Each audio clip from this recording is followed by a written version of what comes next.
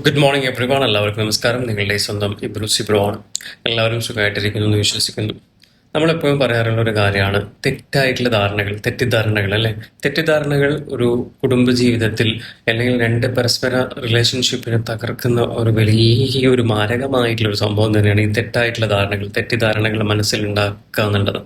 നമ്മളൊരു ബലൂണിനെ ഊതി ഊതി ഊതി വീർപ്പിച്ച് ഇങ്ങനെ ഒരു പരിധി എത്തിക്കഴിഞ്ഞാൽ ആ ബലൂൺ എന്ത് ചെയ്യും, പൊട്ടിപ്പോകും അല്ലേ. പിന്നെ അതൊന്നിനും കൊള്ളൂല.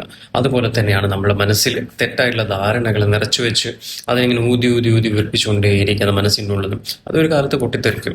അപ്പം പറഞ്ഞു വരുന്നൊരു കാര്യം, നമ്മൾക്ക് വേണ്ടത് നമ്മുടെ മൈൻഡിൽ എന്തെങ്കിലും വന്നു കഴിഞ്ഞാൽ അത് നമ്മുടെ ഓപ്പോസിറ്റിലുള്ള ഒരാളുടെ അടുത്ത് ഓപ്പണായിട്ട് സംസാരിക്കുക. ഓപ്പൺ കമ്മ്യൂണിക്കേഷൻ ഏതൊരു റിലേഷൻഷിപ്പിനെയും ഏതൊരു ബന്ധത്തെയും ദൃഢപ്പെടുത്താൻ പാകത്തിൽ കഴിവുള്ള ഒന്നാണ് ഓപ്പൺ കമ്മ്യൂണിക്കേഷൻ എന്ന് പറയുന്നത്.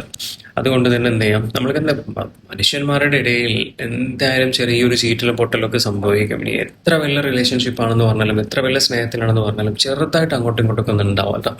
അപ്പം അതുകൊണ്ട് എന്ത് ചെയ്യാം, ഇതുപോലത്തെ കാര്യങ്ങൾക്ക് ശ്രദ്ധിക്കുക. അല്ലാതെ മനസ്സിൽ വെച്ചിട്ട് ഇങ്ങനെ ഓരോ ദിവസവും അതിനെ ഊതി ഊതി വീർപ്പിച്ചുകൊണ്ടേയിരിക്കരുത്.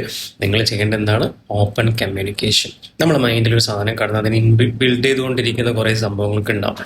അപ്പം എൻ്റെ സമയം എടുത്ത് തീരാണ്. അപ്പോൾ എല്ലാവർക്കും നല്ലൊരു ദിവസം ആശംസിച്ചുകൊണ്ട് നിങ്ങളുടെ സ്വന്തം ഇബ്രോസി ബ്രോ.